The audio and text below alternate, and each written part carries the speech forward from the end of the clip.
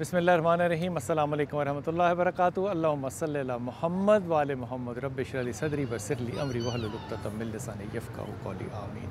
ख़वातीन व हज़रात, आप देख रहे हैं कुतुब ऑनलाइन और मैं हूँ बिलाल कुतुब, और इस दफ़ा आप इस वक्त कुतुब ऑनलाइन देख रहे हैं कूफ़ा से। अब कूफ़ा वो शहर जिसको तारीख़ कहती है आबाद तो हज़रत उमर ख़त्ताब ने किया, लेकिन इसको अपना जो दारुल हुकूमत है, जो कैपिटल है, वो इमाम अली करमल्लाह ने बनाया। उसकी वजूहात के अंदर नहीं जाते, लेकिन ये वो मस्जिद है जो मेरे ख़याल में, और मैं ये एक तालिब इल्म होने की हैसियत से बात कह रहा हूँ, इस मस्जिद के अंदर जितना आर्काइव मौजूद है, जितनी तारीख़ मौजूद है, वो यकीन कीजिए शायद दुनिया का कोई ऐसा ख़ित्ता ना हो जहाँ पे कि इतनी आर्काइव मौजूद है। जहाँ पे वो जगह मौजूद है जहाँ पे कि करबला याद आता है, वहाँ भी आपको लेके चलता हूँ। यहाँ पे वो जगह मौजूद है जहाँ के हज़रत आदम, हज़रत नूह अलैहिस्सलाम की कश्ती जो है उसका ठिकाना बना। यहाँ पे वो जगह मौजूद है जहाँ पे जिब्राईल अलैहिस्सलाम के साथ जब मिराज को मेरे नबी पाक सल्लल्लाहु अलैहि वसल्लम जा रहे थे तो क़याम किस जगह पे किया। वो जगह यहाँ पे जिनको कि ये मुसल्ला कहा जाता है, कि ये मुसल्ले हैं, यानी कि वो निशानियाँ बनाई हुई हैं। लेकिन मैं अक्सर जब भी टेलीफोन पे बात करता हूँ या हमारे स्टूडियो में तशरीफ़ लाते हैं तो मैं ज़हीर भाई को, अल्लामा ज़हीरुल हसन, सैयद ज़हीरुल हसन साहब को हमेशा इस तरह से आपसे हमेशा मुतारिफ़ करवाता हूँ कि ये वो हैं जो कि करबला में इमाम हुसैन के मिंबर पे बैठ के वहाँ पे खुतबा देते हैं। आज उनसे इस मस्जिद के बारे में तारुफ़ भी लेते हैं, पूछते भी हैं, और यकीन कीजिए जिन चीज़ों का तारुफ़ आज इंशाअल्लाह ताला शाह साहब देंगे, मेरा नहीं ख्याल कि इससे पहले कभी आपने इन चीज़ों का सुना हो, देखा हो। कुजा ये कि वो लोग जो कि यहाँ पे बहुत ही अक़ीदत के साथ तशरीफ़ हमेशा लाते हैं। हज़रत साहब से आपका तारुफ़ भी कराता हूँ। अस्सलाम वालेकुम शाह साहब। खैरियत से आप? अल्हम्दुलिल्लाह रब्बिल आलमीन। शाह साहब पहले तो आप ना दुआ दीजिए कि आज हम यहाँ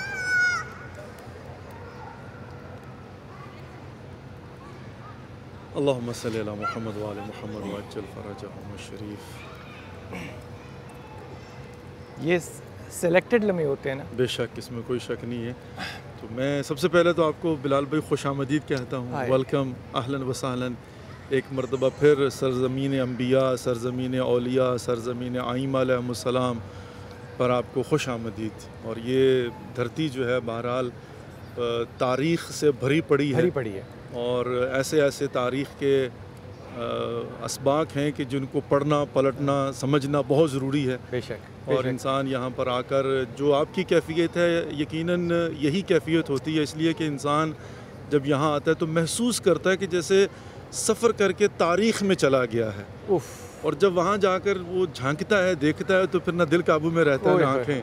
तो बहुत कुछ कैफियत है ये कहने की, इसके लिए लफ्ज़ नहीं है, महसूस करने की है। मैं कहता हूँ कि आएँ और महसूस करें इसलिए वो जब एक्सप्लेन करते हैं ना कि कभी कि अल्लाह कैसे किसी को पैगाम देना चाहे, इल्का कैसे होता है, इल्हाम कैसे होता है, लफ्ज़ पूरे नहीं पढ़ते, लेकिन यकीन कीजिए ये जो सहन है, ये सहन है, ये मस्जिद का भी हिस्सा नहीं, मस्जिद इसके बाद आएगा, मस्जिद आएगी। इस सहन को क्या कहते हैं? ये सहन हज़रत मुस्लिम इब्न अकील अलैहिस्सलाम के नाम से है।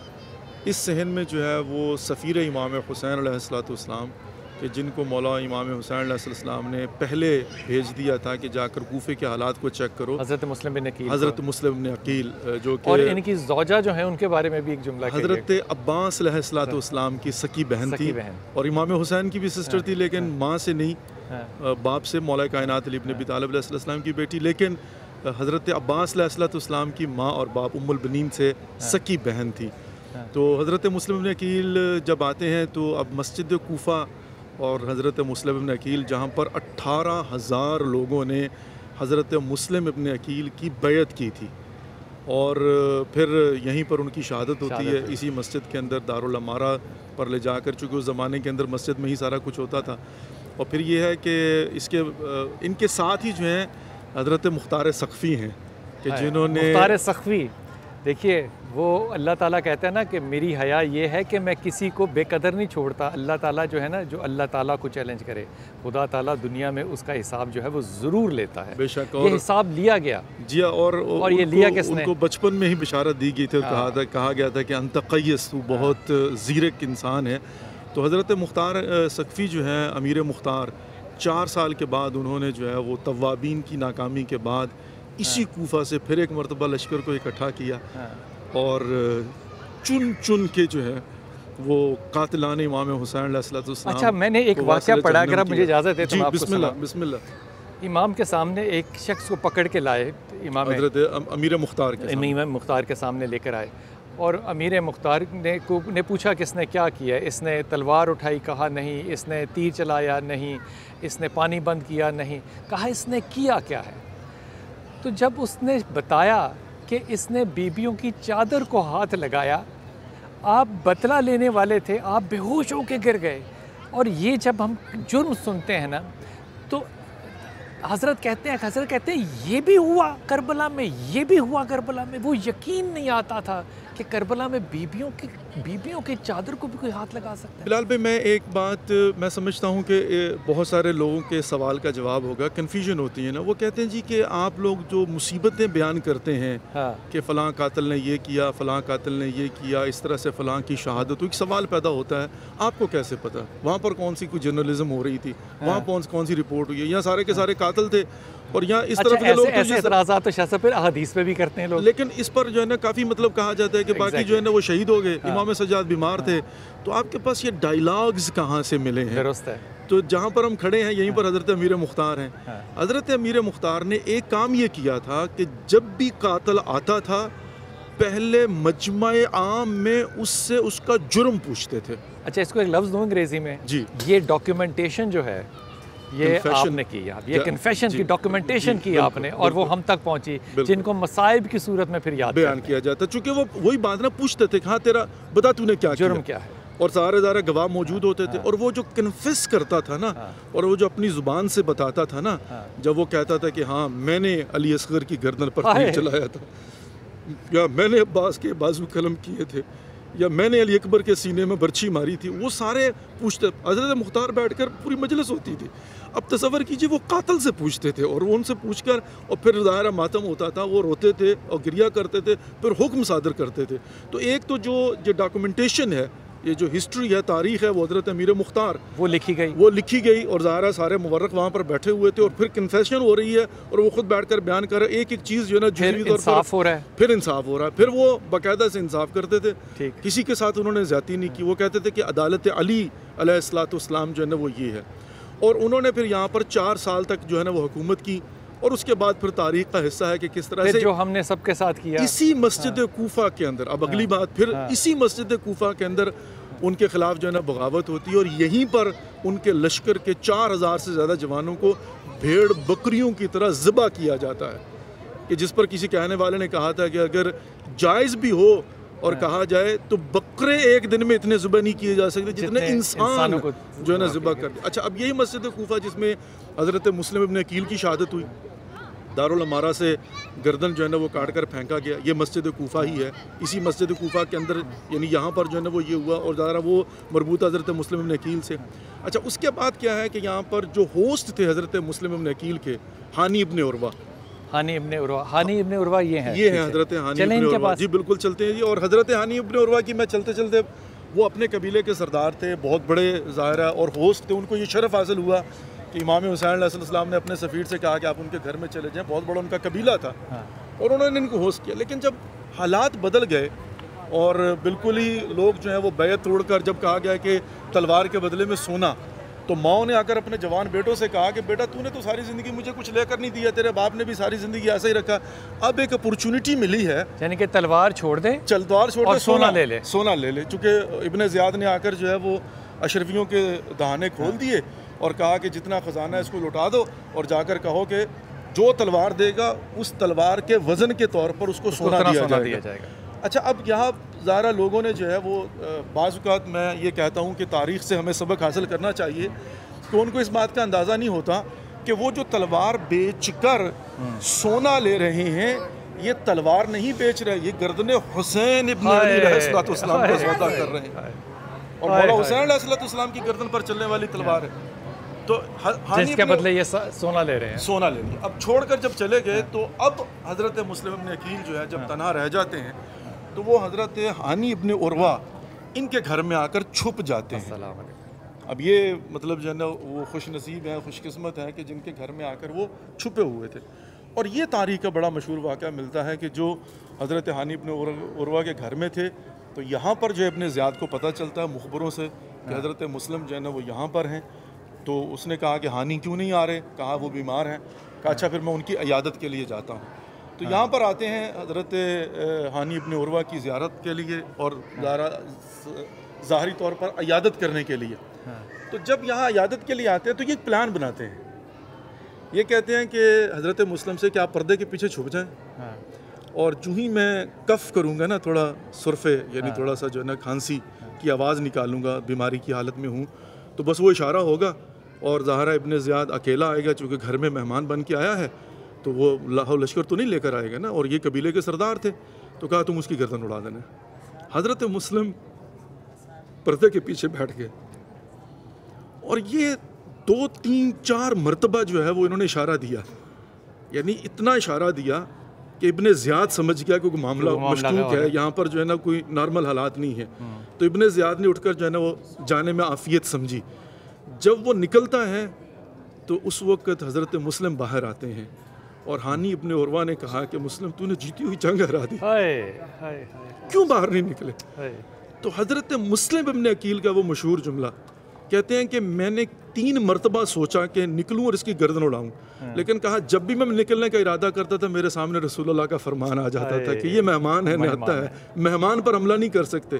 کہا تاریخ میں کیا لکھا جائے گا؟ یہاں سے پتہ چلتا ہے کہ کربلا کی جنگ اصولوں کی جنگ تھی, ہو کر کرک جیتنے والی نہیں تھی, اصولوں پہ.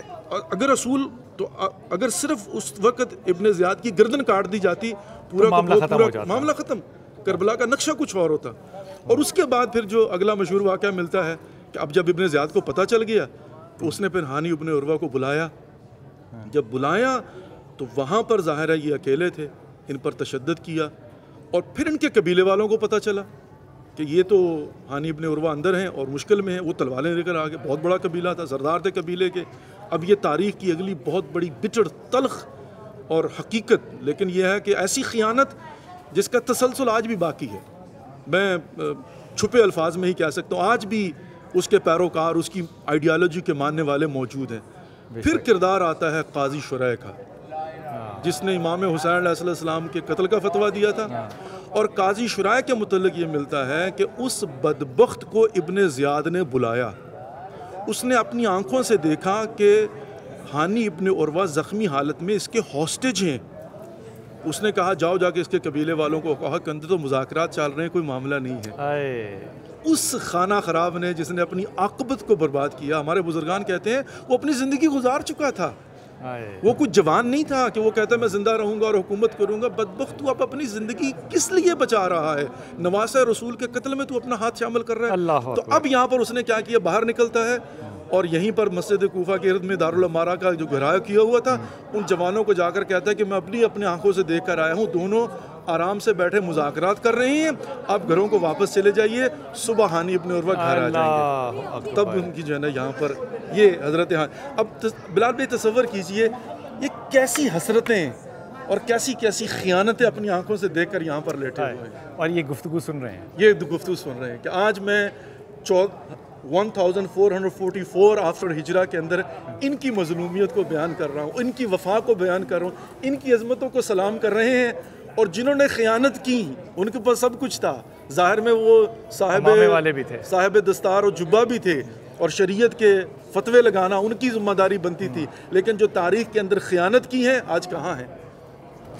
مسلم ابن عقیل کی طرف چلتے ہیں. اور یہ بات ذہن میں رکھیے گا کہ جب تلواروں کے عوض سونا لیا گیا ہوگا تو غور کیجئے, اس بات کو ضرور یاد کیجئے گا کہ رسول پاک صلی اللہ علیہ وسلم جب اس دنیا سے ظاہری طور پہ پردہ فرماتے ہیں تو ان کی 8 تلواریں نکلتی ہیں, اور ہر ایک تلوار کا ایک اپنا نام ہے جو تاریخ میں محفوظ ہے. وہ نبی جو اپنی وراثت میں تلواریں چھوڑ کے گیا ہو, اس کی امت نے اس کے بچوں کے لیے تلواروں کے عوض سونا لے لیا ہو. ان للہ و انا الیہ راجعون.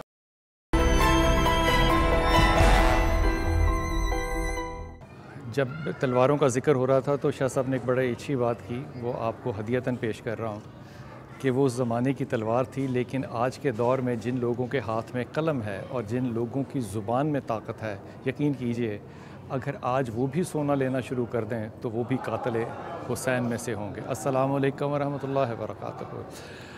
یہ وہ مسلم بن عقیل ہیں جن کی زوجہ, جن کی بیوی لاہور کے اندر بی بی پاک دامنہ کے نام سے، بی بی رقیہ کے نام سے مدفن ہیں. اب آپ جب بھی جائیے تو سلام پیش کیجیے ان کو. آج ہم ان کے شوہر کے پاس یہاں پر آئے ہیں. حضور اقدس، ان کا تعارف آپ نے کروایا، ان کے پاس کیوں مجبوری تھی کہ یہ سب کرتے؟ عباس بھائی، اپنا بلال بھائی، بہت ساری چیزیں جو ہیں وہ پرسپیکٹیوز اور وجوہات کے طور پر جو ہے وہ سامنے رکھی جاتی ہیں. ایک اس کا پہلو اور اینگل کیا تھا، وہ یہ ہے کہ اس زمانے میں جب امام حسین علیہ السلام مدینہ سے کوفہ کے لیے نکلے ہیں تو 4 جری جوان تھے، ہم پلہ تھے، اور وہ بہت بڑے مجاہد، جس کو ہم آج کے زمانے میں واریر فائٹر کہہ سکتے ہیں، کہ جن کی تلوار جو ہے اس کے سامنے کسی کا ٹکنا محال تھا. ایک ہے خود امام حسین علیہ السلام، دوسرے ہیں حضرت عباس علمدار علیہ السلام، تیسرے ہیں امام سجاد زین العابدین، اور چوتھے تھے حضرت مسلم ابن عقیل. اب حکمت یہ تھی کہ اگر یہ چاروں کربلا میں اکٹھے ہوتے اور جنگ کرتے، کس کی مجال تھی سامنے آتا؟ کس کی مجال تھی؟ حکمت یہ تھی کہ حضرت مسلم ابن عقیل کو بھیجا گیا کوفہ میں سفیر بنا کر. خدا کی حکمت تھی، خدا کی حکمت تھی. ان کو بنا کر بھیجا گیا. جب ان کی گرفتاری کے لیے فوج آتی ہے اور ان کو گرفتار نہیں کر پاتی. اچھا، کیا خوف ہے عاشق حسین کا ہے؟ پوری گلی بھری ہوئی ہے اور چاروں طرف سے حملہ ہو رہا ہے، لیکن نہتا مسلم جو ہے نا، مسلم ابن عقیل لڑ رہے ہیں. تو ایک مرتبہ جو ہے نا، تاریخ کا جملہ ہے، ابن زیاد کے پاس اس نے ایک مرتبہ پیغام بھیجا، فوجی بھیجو، اس نے بھیجے، دوبارہ پیغام بھیجا، فوجی بھیجے. جب 3-4 مرتبہ ایسا ہوا تو ایک مرتبہ ابن زیاد کہتا ہے کہ تم ایک بندے کو پکڑنے گئے ہو، اتنی بڑی فوج لے کر، تم سے ایک بندہ قابو نہیں آ رہا. تو اس نے ایک عجیب جملہ کہا تھا، اس نے کہا یہ کوئی بقال دکاندار نہیں ہے، مسلم ابن عقیل ہے، یہ ہاشمی جوان ہے، اس کو گرفتار کرنا معمولی. کہا پھر کیا کریں؟ تو پھر اس کو مشورہ کیا دیا گیا، کہا گڑھا کھودو، اس کے اوپر جو ہے وہ گھاس پھوس رکھو اور ان کو گھیر کر وہاں لاؤ. جب یہ گریں گے پھر رسے پھینک کر ان کو پکڑ لیں. جس طرح جنگل میں شکار کرتے ہیں، جیسے جنگل میں شیر کا شکار کیا جاتا ہے، اسی طرح شکار کرو. اب حضرت مسلم ابن عقیل کو اس طرح سے جو ہے وہ گرفتار کیا جاتا ہے. شاہ صاحب، ذرا ایک توجہ تو کیجئے نا، اگر انسان کا ایمان پکا ہو اور وہ عاشق اہل بیت ہو تو پھر وہ جو طاقت اور ہمت ہے نا، تو اللہ کے رسول کی حدیث نہیں یاد آتی کہ جہاں میں نے جانا ہوتا ہے خدا وہاں کئی ماہ پہلے میرا خوف بٹھا دیتا ہے. بالکل، حالانکہ ہے تو ایک ہستی نا، بالکل ایک ہی جان ہے نا، بالکل ایسے، لیکن اس سے اتنا خوف کھانا. بالکل ایسی. اور ان کے متعلق ایک بڑا مشہور جملہ ملتا ہے، اب ظاہر اس کے بعد حضرت مختار کے پاس بھی جائیں گے. کہتے ہیں کہ جب یہ آئے ہیں نا دربار میں، ان کو پکڑ کے لایا گیا، زخمی حالت میں تھے، چور تھے، لیکن سینہ جو ہے نا یوں اور سر بلند تھا اور کوئی خوف نہیں تھا، اور آنکھوں میں آنکھیں ڈال کر بات کر رہے تھے اور ایک لمحے کے لیے نہیں گھبرائے. وہ کہتے ہیں نا جیسے پلکنے آنکھ جھپکنے والی بھی کوئی بات نہیں تھی، اور بالکل دو بدو ہو کر بات کی ہے ابن زیاد کے ساتھ پورے دربار میں. حتیٰ ان کی شہادت کا حکم دے دیا جاتا ہے اور دارالعمارہ کی چھت پر. اور آخر میں جب پانی پینے لگے تھے تو خون چلا گیا، پیاسے اس دنیا سے گئے ہیں. بلکہ ایک اور بات بتاؤں، ان کی جو ایک سنت جو ہے نا وہ کیا ہے کہ انہوں نے دارالعمارہ کی چھت سے کھڑے ہو کر پہلی مرتبہ انگلی نکال کے السلام علیکم یا ابا عبداللہ سلام بھیجا تھا، جو آج ہم اشارہ کر کے جو ہے نا وہ زیارت پڑھتے ہیں. یہ یہاں سے شروع ہوا تھا. انہوں نے وصیتیں بھی کی اور کہا کہ پیغام دے دیجئے گا مولا کو کہ وہ اپنی بہنوں کے ساتھ نہ آئیں، کوفہ امن کا جگہ جو ہے نا وہ نہیں ہے. لیکن اب یہ جب دے تو راوی کہتا ہے میں نے دیکھا کہ مسلم بڑے مطلب جو ہے وہ روب دبدبے کے ساتھ آتے ہیں اور کوئی خوف نہیں، اور سر جو ہے نا وہ یوں کھڑا کیا ہوا ہے، اور آخر میں ان کی شہادت کا حکم دیا جاتا ہے، پکڑ کے لے جاتے ہیں. کہا لیکن اسی دربار میں نے کچھ عرصے کے بعد سید سجاد کو دیکھا. ہائے ہائے ہائے ہائے. اب امام سجاد کی گردن جھکی ہوئی تھی، ہائے ہائے، گلے میں توق تھا اور بیڑیاں لگی ہوئی ہیں اور سر نہیں اٹھا رہے، وجود کانپ رہا تھا. راوی کہتا مجھ سے رہا نہیں گیا اور میں نے کہا سید سجاد مسلم اسی دربار میں آیا تھا، اس کی گردن جو ہے نا اکڑی ہوئی تھی اور بالکل اس کو کوئی خوف نہیں تھا، آنکھوں میں آنکھیں ڈال کے بات کر رہے تھے. آپ اتنے گھبرائے ہوئے کیوں ہیں؟ تو سید سجاد نے کہا تھا راوی تو نے انصاف نہیں کیا، مسلم اکیلا آیا تھا، میری پھوپھیاں اور بہنیں میرے ساتھ ہیں، میری گردن کیسے اٹھ سکتی ہے؟ یہ حضرت مسلم ابن عقیل کہتے ہیں کہ جب شہزادی زینب کبریٰ سلام اللہ علیہ کا قافلہ آیا نا تو ایک مرتبہ عجیب آواز سنی ہے، سلام کی آواز. تو کہا کہ کون ہے؟ کہا دیکھیے وہ دربار، وہ جو بازار کوفہ اس کے اوپر سر مسلم ابن عقیل کو لٹکایا ہوا تھا. ہائے، پتہ ہے کہاں جا رہے ہیں آپ؟ وہ شخص جس نے غیرت کھائی اور غیرت کے بعد ان تمام لوگوں کا جو حشر کیا، وہ بھی ایک تاریخ ہے. اس لیے وہ لوگ جو کہ زیادہ عقل مند بنتے ہیں اور اس بات پہ فساد یا فتنہ کرتے ہیں یا بہرحال اعتراض کرتے ہیں کہ یہ تاریخ کیسے لکھی گئی، تو بھائی آج آپ کو کہہ رہا ہوں اور آج آپ کو دکھا رہا ہوں تاریخ اس نے لکھی اور ہم نے آپ تک پہنچائی. حضرت مختار سقفی، امیر مختار ان کو کہا جاتا ہے، اور یہ ان کو بچپن سے بشارت دے دی گئی تھی اور بہت کیس تھے اور عاشق امام حسین علیہ السلام تھے. ایک طرف اور بات دیکھیے بشارت تو اللہ کے رسول نے ام سلمہ کو بھی دے دی کہ یہ ہونا ہے. بے شک ایسے، بالکل ایسے، بہتوں کو بشارت ملی ہے، ماننے والے بشارت کو کم تھے. بالکل ایسے. یہ ان ماننے والوں میں سے ہیں بشارت کو جنہوں نے کہ مان لی بات. بے شک. اور وہ جو غیرت کا مقام پیش کیا، اگر یہ ہستیاں نہ ہوتی تو ہماری تاریخ کس طرح سے لکھی جاتی کہ ہمارے ساتھ عورتیں ہیں اور ہمارے سر بس چکے ہوئے ہیں اور یہاں پہ تاریخ ختم ہو جاتی. لیکن جھکانے والے سروں کو کاٹنے والی جو ہستی ہے بالکل ایسے ہی، وہ بالکل آج یہاں پر ہے. بالکل. یہ مختار بھائی جو امیر مختار ہیں، انہوں نے بہت بڑا کارنامہ سر انجام دیا، اس میں کوئی شک نہیں ہے. احسان کیا بہت بڑا کہ جو ظالمین کا چہرہ تھا نا وہ تاریخ کے اندر بے نقاب کر دیا کہ آؤ میں تمہیں اچھا ان کے منہ سے بے نقاب کیا، ان کے منہ سے بے نقاب کروایا. وائلا جو ہے نا واقعی وہ کربلا جنگ تھی 2 شہزادوں کی، جو ہے نا وہ کہہ کے چھوڑ دیتے. حضرت مختار جو ہے جب حضرت مسلم ابن عقیل آئے ہیں نا کوفہ کے اندر، تو اس وقت ان کو گرفتار کر لیا گیا تھا.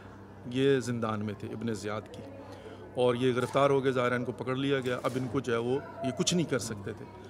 اب یہی کوفہ ہے جس کو کہا جاتا ہے کوفی لا یوفی.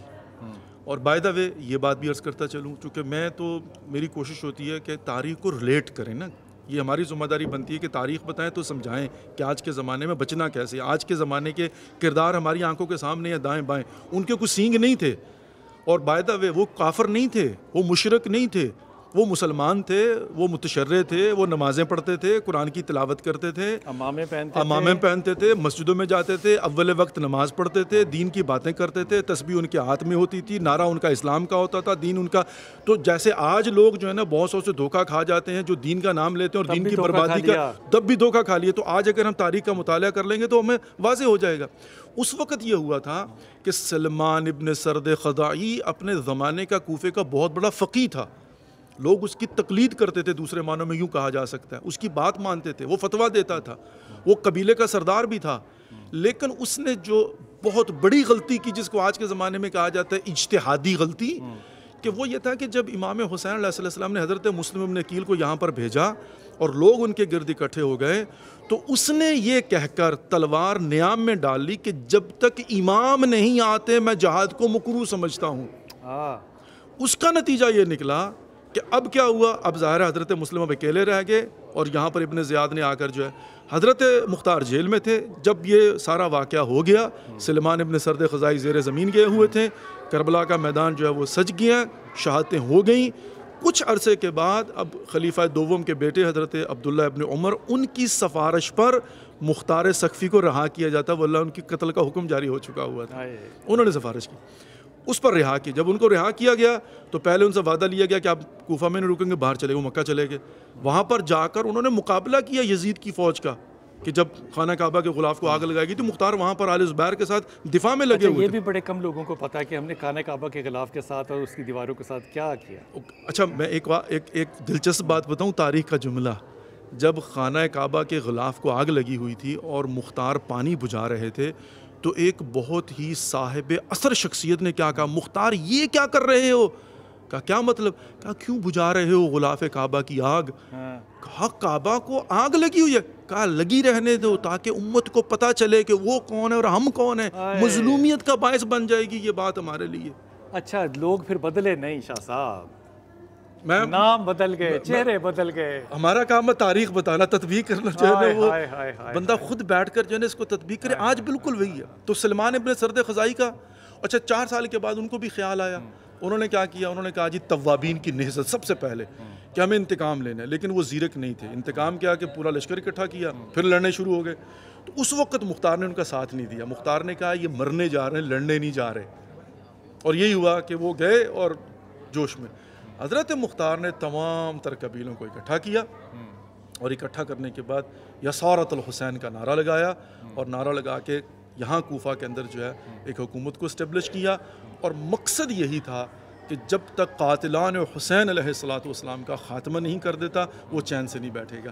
اور یہ ہیں وہ کہ جنہوں نے جب عمر ابن سعد ابن ابی وقاص، ہمارے یہاں ایک ہوتی ہے عمر خوشی، میں یہ بھی بات کلیئر کرتا چلوں، یہ ضروری ہے تاکہ لوگوں کو پتہ چلے، عامت الناس کو پتہ نہیں چلتا اور وہ پھر تہمت اور الزام لگاتے ہیں، ورغلا دیے جاتے ہیں. ایک شخص ہے جس کا نام ہے عمر ابن سعد ابن ابی وقاص، وہ صحابی رسول کا بیٹا ہے اور بائی دا وے وہ ان کی ستیلی بہن کا شوہر ہے.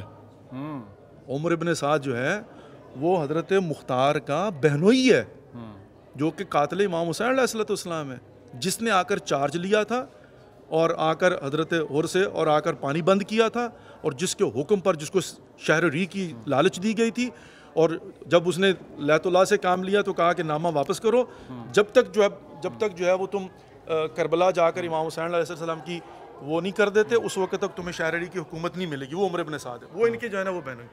اب حضرت مختار جو ہیں انہوں نے جو ہے وہ یہاں سے ایک لشکر کو جو ہے نا وہ تیار کیا، اور تیار کرنے کے بعد یہاں سے جو ہے نا وہ قیام کیا. اب ہوتا کیا ہے کہ عمر ابن سعد چونکہ بہنوئی ہیں، اس نے امان لے لی، رشتہ داری ہے، بہن نے کہا کہ جناب جو ہے نا ان کو چھوڑ دیں. اب مصلحتاً ان کو امان دینا پڑی. کیوں؟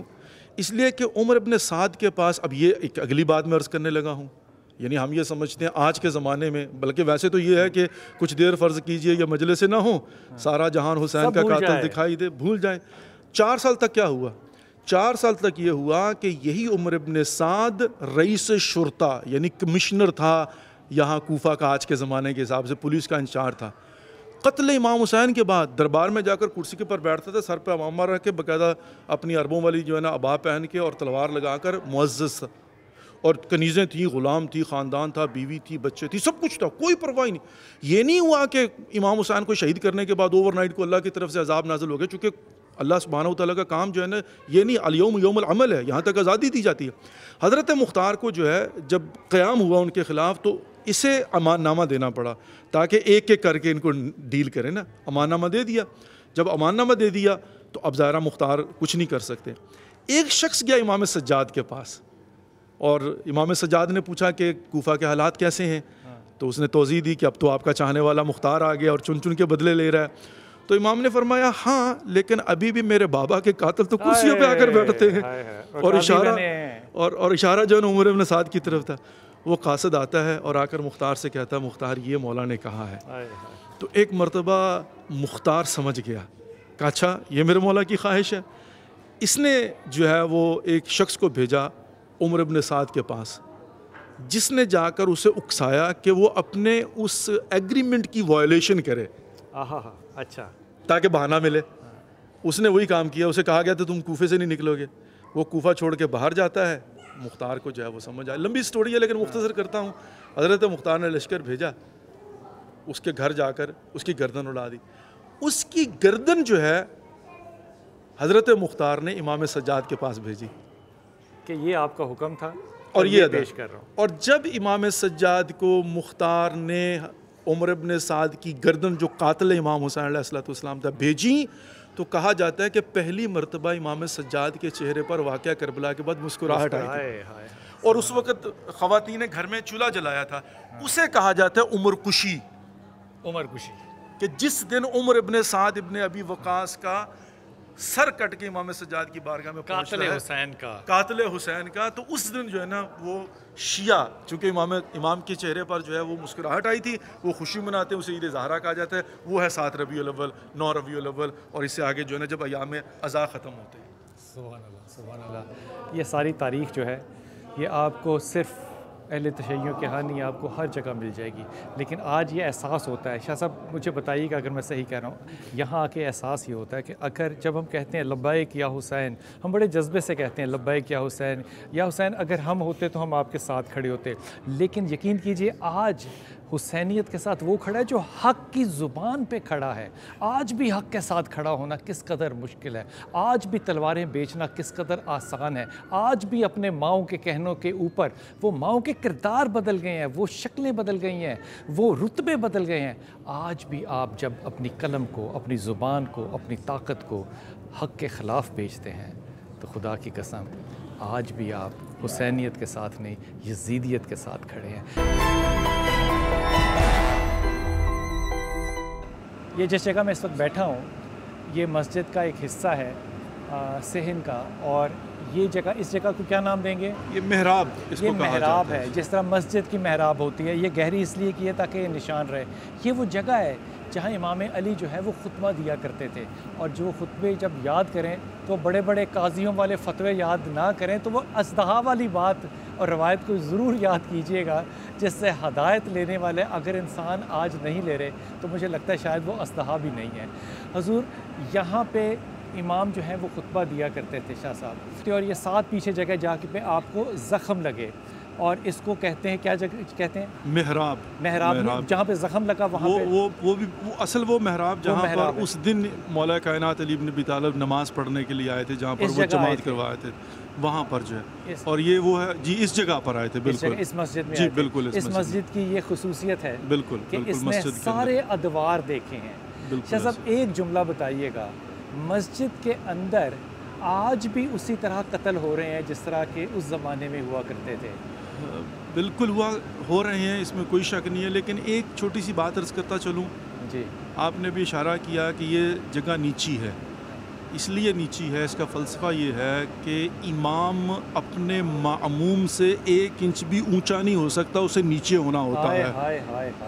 اگر یہ بات سمجھ جائے نا جو راہبران شریعت ہیں کہ ان کو مأموم سے 1 انچ نیچے 10 انچ جہاں ڈیزگنیشن ہے وہ 1 انچ اوپر نہیں ہو سکتا۔ یہ نہیں ہو سکتا کہ مأموم نیچے ہو اور امام اوپر ہو، امام نیچے ہوگا اور مأموم اس کے پیچھے اوپر ہوگا۔ یہ آج کل جملہ کہتے ہیں نا احتیاط کریں، تو یہ احتیاط ہے، یہ احتیاط ہے کہ بالکل یقین ہو جائے کہ امام جو آگے کھڑا ہوا ہے وہ مأموم سے نیچے ہے، برابر ہو سکتا ہے، اونچا نہیں ہو سکتا۔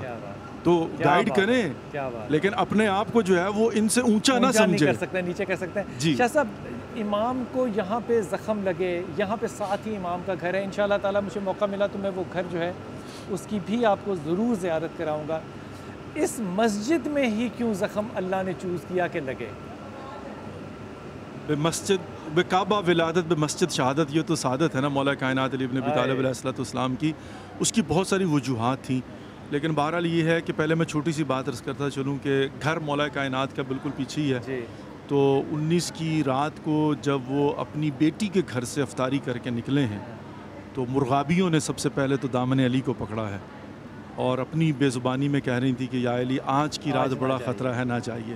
لیکن مولا کائنات علی بن ابی طالب تو وہ ہیں کہ جن کے متعلق بی بی ام کلثوم یہ روایت کرتی ہیں کہ آج کی رات میں میرے بابا، اول رمضان سے یہ حالت تھی لیکن آج کی رات خصوصی طور پر اپنے حجرے سے باہر نکلتے تھے اور آسمان کی طرف نگاہیں اٹھاتے تھے اور پھر اپنی ہاتھ میں داڑھی لے کر کہتے تھے، وہ رات ہے جس میں وعدہ الہی رسول پاک صلی اللہ علیہ وسلم نے دیا تھا، بالکل، اور وعدہ الہی نے محقق ہونا ہے۔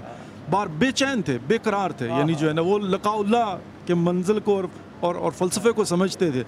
تو جب نکلنے لگے اور مرغابیوں نے پکڑا ہے تو مولا کائنات نے اپنی بیٹی سے وصیت کی ہے کہ دیکھو یہ بے زبان ہے، ان کا خیال رکھنا۔ میں اکثر یہ بڑے مطلب دکھی دل سے کہا کرتا ہوں کہ وہ علی جس کو جانوروں کا، پرندوں کا، چرندوں کا خیال ہے، اس کے بچے جو ہے نا وہ کربلا اور کوفہ کے بازاروں اور گلیوں میں جو ہے نا وہ پیاسے اور بالکل ہی جو ہے نا ان پر جو ظلم و ستم کیا گیا ہے۔ تو مولا کائنات آتے ہیں، اب یہ جو محراب مولا کائنات آئے تو عبد الرحمن ابن ملجم مرادی اوندھے منہ لیٹا ہوا تھا، مولا کائنات نے اسے اٹھایا ہے کہ اٹھ، نماز کا ٹائم ہوا چاہتا ہے۔ گلدستہ اذان پر آ کر اذان دی ہے مولا کائنات علی بن ابی طالب نے، اور اس کے بعد جو وہ نماز کے لیے کھڑے ہوئے ہیں۔ اب جو سجدے میں سر رکھا ہے تو یہ بڑے احتیاط کے ساتھ کہوں گا کہ مولا کائنات علی بن ابی طالب علیہ السلام کی زندگی کا سب سے نازک اور کمزور لمحہ کہ جب وہ بارگاہ الہی میں سر بے سجود ہوتے تھے تو پھر انہیں دنیا کی خبر نہیں ہوتی تھی، پھر وہ چاہے پاؤں سے تیر نکال لیں ان کو پھر پتہ بھی نہیں چلتا تھا، وہ پھر اس طرح، اور یہ دشمن سٹڈی کر کے آیا ہوا تھا، ان کو پتہ تھا، اور آج بھی اپنا ہوم ورک پورا کرتا ہے، اس کو پتہ ہے۔ ہمارے گھروں میں بھی ہم بیٹھے ہوئے تھے، ان کو پتہ ہے کہ ہمارے ملکوں کی اندرونی کیفیات دشمن کو پتہ ہوتا ہے۔ اب اس نے جو ہے وہ اٹھا ہے اور اس نے جو ہے مولا کائنات علی بن ابی طالب کے اس جگہ پر ضرب لگائی ہے جس پر آلریڈی پہلے سے زخم لگ چکا ہوا تھا، اور پھر مولا کائنات علی بن ابی طالب کے سر پہ جب ضربت لگتی ہے تو مولا کی زبان سے کیا نکلتا ہے؟ فزت برب الکعبہ، رب کعبہ کی قسم علی کامیاب ہو گیا۔ جبرائیل امین نے اپنا امامہ پھینک دیا، ملائکہ کے اندر کو حرام مچ گیا، زمین میں لرزہ طاری ہو گیا، کائنات ہل کے دہل کے رہ گئی۔ تحدمت واللہ ارکان الخدا، آج ہدایت کا منارہ گر گیا ہے۔ اور شہزادی زینب کبریٰ سلام اللہ تڑپ کے اٹھتی ہیں، بابا کو کیا ہوا؟ اور ظاہر ہے مولا کائنات علی بن ابی طالب پر زخم لگا ہے۔ اب اصحاب نے اٹھایا، اس ملعون کو پکڑا۔ اب یہی مسجد کوفہ ہے، یہی مولا علی کا گھر ہے، یہی وہ جگہ ہے جہاں پر یہ تاریخ ساز واقعات ہوئے ہیں کہ جب مولا کائنات کو ڈیوڑی کی طرف لے جایا جا رہا تھا تو مولا نے کہا تھا میری بیٹیوں کو میرے زخمی ہونے کی خبر ہو گئی ہے، مجھے یہیں پر اتارو، میں زخمی سر کے ساتھ کمزور وجود سے بھی پیدل چل کے جاؤں گا تاکہ میری زینب کے رونے کی آواز میرے اصحاب کے کانوں تک نہ پہنچے۔ اور پھر یہیں پر یہ ہوا کہ جب حکیم نے کہا کہ یا علی آپ کا وجود کمزور ہو گیا، خونریزی بہت ہوگی، دودھ کی ضرورت ہے۔ کوفہ کے یتیموں کو پتہ چلتا ہے، سارے کے سارے دودھ لے کر آتے ہیں، آج ہم دودھ نہیں پیئیں گے، یہ دودھ مولا کائنات علی بن ابی طالب کو دیا جائے گا۔ اور یہیں پر یہ ہوتا ہے کہ جب اس قاتل کو لایا جاتا ہے اور مولا کائنات کہتے ہیں میں تیرا اچھا امام نہ تھا، تو نے یہ کیا ظلم کیا ہے؟ اور اس بدبخت نے ایک جملہ کہا، لیکن بہرحال اس پر مولا کائنات نے اس کے چہرے کی طرف دیکھا، چہرے کا رنگ بدلا ہوا ہے۔ تو امام فرماتے ہیں اپنے بیٹے امام حسن مجتبیٰ سے، بیٹا یہ قیدی ہے لیکن پیاسا ہے، اس کے چہرے کا رنگ بدل گیا ہے، یہ دودھ اس کو پلا دو۔ کائنات کے اندر کون لائے گا علی جیسا، علی کے کردار جیسا؟ کیا کہوں، لیکن میں آپ کی بات کہوں، وہ شخص جس نے کہ اس امت کو اپنے بچوں کے حصے کا دودھ پلایا ہو، اس امت نے کس دل سے اس کے بچوں کا پانی چھینا ہوگا۔ اللہ اکبر، اللہ اکبر، اللہ اکبر۔ لیکن ایک دلیل دیتا ہوں آپ کو، اگر آپ کو پسند آئے تو ضرور اللہم صلی علی محمد والے محمد پڑھیے گا۔ وہ جو قاتل تھا نا، اس کو اس لیے پوچھا گیا کہ تو یہ شربت پی لے، تو پانی پی لے، تاکہ یہ بات روز قیامت تک پتہ چل جائے کہ علی کے قاتل جو ہیں وہ روزہ رکھنے والے نہیں ہیں، علی کے قاتل جو ہیں وہ پیاسوں کو پانی پلانے والے نہیں ہیں۔ یہ امت محمد صلی اللہ علیہ وسلم، یہ وہ جگہ، اتنی برکت کی جگہ جہاں پہ اتنی آرکائیوز موجود ہوں، جہاں جبرائیل علیہ السلام آئے ہوں، جہاں رسول پاک صلی اللہ علیہ وسلم آئے ہوں، جہاں معراج کی شب کو جبرائیل علیہ السلام اترے ہوں، جہاں حضرت آدم علیہ السلام تشریف لائے ہوں، جہاں پہ حضرت نوح علیہ السلام کی کشتی ہو، یہ وہ جگہ ہے جہاں آپ کو دعاؤں کے ساتھ رخصت کر رہا ہوں۔ خدا آپ کی ہر نیک مراد کو اللہ تعالیٰ قبول فرمائے، اپنے حبیب کے صدقے، اپنے اہل بیت کے صدقے، آمین ثم آمین یا رب العالمین۔